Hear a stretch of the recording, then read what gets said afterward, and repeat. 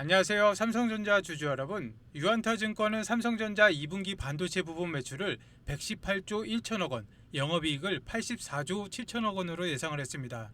매출은 1년 전보다 313%, 영업이익은 2만 1931% 늘어난 수치이죠. AI 설비 투자 안에서 메모리 반도체가 차지하는 원가 비중이 다시 높아지고 있고 하반기로 갈수록 파운드리 사업부의 성장 모멘텀도 부각될 것으로 봤습니다. 지금까지 메모리 쪽 실적만 주로 부각이 되었는데 파운드리까지 하반기에 성장 모멘텀이 붙는다면 삼성전자 반도체 사업 전체의 무게중심이 한쪽으로 쏠리지 않고 더 고르게 개선될 수 있다는 뜻입니다. 영업이익률이 2만 %가 넘는다는 건 작년 같은 분기 이익이 사실상 바닥이었다는 뜻이기도 합니다. 기저효과를 감안하더라도 메모리 업황이 반등한 지금 이 정도 이익 규모 자체는 실질적인 개선으로 봐야 합니다. 전년 동기 이익이 워낙 작았기 때문에 증가율 숫자만 보면 과장돼 보일 수가 있습니다. 다만 84조 원이라는 절대 금액 자체가 삼성전자 반도체 사업 역사에서도 손꼽히는 수준이라 기저효과를 빼고 봐도 이번 회복은 규모 면에서 이례적입니다. 또한 하나증권은 최근 코스피 조정을 과도한 가격 조정으로 진단을 했습니다. 미국 하이퍼스케일러의 잉여 현금 흐름은 작년 3분기 518억 달러로 정점을 찍은 뒤 줄어들어 올해 1분기 191억 달러까지 축소가 되었는데 같은 기간 반도체 업체 이익은 오히려 급증을 했습니다. 3분기와 4분기 하이퍼스케일러의 잉여 현금 흐름이 적자로 전환될 것으로 봤는데 실제 투자 자금 회수는 흑자 전환이 신호탄이 될 거라며 그 시점을 2027년 1분기로 잡았습니다. 빅테크의 현금이 줄어드는 것과 반도체 회사의 이익이 느는 것이 동시에 벌어지고 있다는 게 핵심입니다. 빅테크가 쓰는 설비 투자 자금이 그대로 반도체 회사 매출로 흘러들어가는 구조라서 한쪽이 현금 감소가 되면 다른 쪽의 실적 개선으로 이어지는 자연스러운 흐름이죠.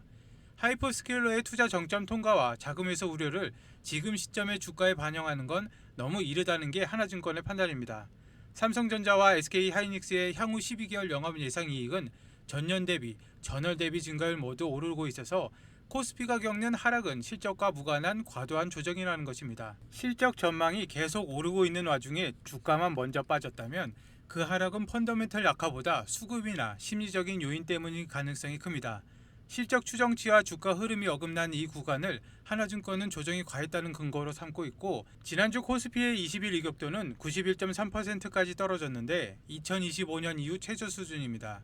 이격도가 100 아래로 크게 벌어졌다는 건 그만큼 최근 지수 흐름이 20일 평균선을 밑돌면서 단기 낙폭이 컸다는 것인데 이 정도 수준을 과매도 신호로 보시면 되겠습니다.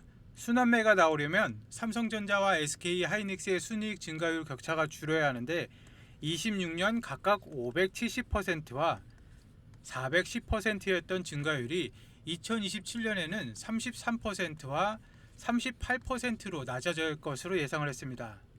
지금 반도체 두 종목의 이익 증가율이 워낙 압도적이라 다른 업종으로 매수세가 옮겨가기 어려운 구간이죠. 2027년 이 증가율이 이 30%로 내려앉으면 그제야 상대적으로 다른 업종의 상승 여력이 부각되어서 자금이 옮겨갈 여지가 생기는 것이죠. 그리고 대만의 TSMC와 네덜란드의 ASML의 실적을 같이 봐야 하는데 TSMC는 2026년 설비 투자 전망을 기존 520억에서 560억 달러였던 데서 600억에서 640억 달러로 15%를 올렸습니다. 연간 매출 성장률 가이던스도 기존 30%에서 40% 넘는 수준으로 상향을 했고 3분기 매출은 446억 달러에서 458억 달러로 1년 전보다 37% 늘어날 것으로 봤습니다. 매출 총이익률도 65%에서 67%, 영업이익률은 56%에서 58% 사이로 여전히 높은 수준을 유지할 것으로 전망했습니다.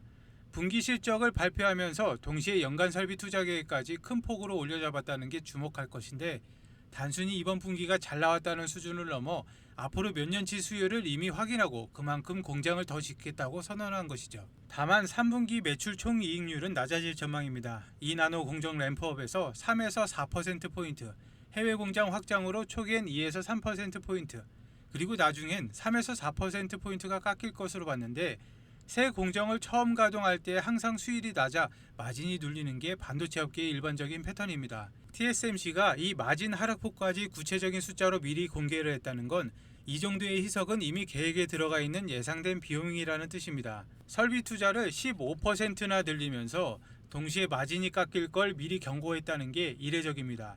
당장의 수익성보다 미래 생산 능력 확보를 우선시하겠다는 선택인데 그만큼 지금 수주 물량과 향후 수요에 대한 확신이 강하다는 뜻입니다. ASML도 2분기 매출이 93억 유로, 매출 총이익률 54%로 자체 가이던스를 웃돌았습니다. 2026년 전체 매출 전망도 430억에서 450억 유로로 올려잡았죠. CEO는 AI 관련 투자와 기술 발전이 로직과 메모리 수요를 계속 밀어올리고 있다고 밝히면서 저개구수 극자회선 노광 장비 생산 능력을 내년에 30% 늘리고 내후년에는 추가로 30%를 늘리는 방안을 검토 중이라고 했습니다. 매출과 마진 둘 다 가이던스를 웃돌았다는 게 중요하죠. 예상보다 잘 나온 실적을 발표하면서 내년, 내후년의 장비 생산 능력까지 이미 30%씩 늘리는 계획을 언급했다는 건 지금의 호실적이 일획선보다 몇 년째 이어질 성장의 초입으로 보고 있다는 뜻입니다. 파운드리와 장비 공급사 양쪽에서 동시에 확장 신호가 나왔다는 게 핵심이죠. 반도체 생태계의 맨 앞단과 그 앞단에 장비를 대는 회사가 나란히 몸집을 키우겠다고 밝힌 건 지금의 수요 확대가 일시적인 착시보다 실질적인 흐름이라는 걸 시사합니다. 그리고 중국 문샷 AI가 내놓은 키미 K3는 글로벌 성능 평가에서 엔스로픽과 오픈 AI의 최상위 모델에 근접한 성적을 냈습니다. 이 모델의 핵심 가중치를 이달 27일 오픈소스로 풀 예정인데 저비용 고성능 모델의 등장으로 엔비디아를 비롯한 AI 관련주가 뉴욕 증시에서 일제히 약세를 보였습니다.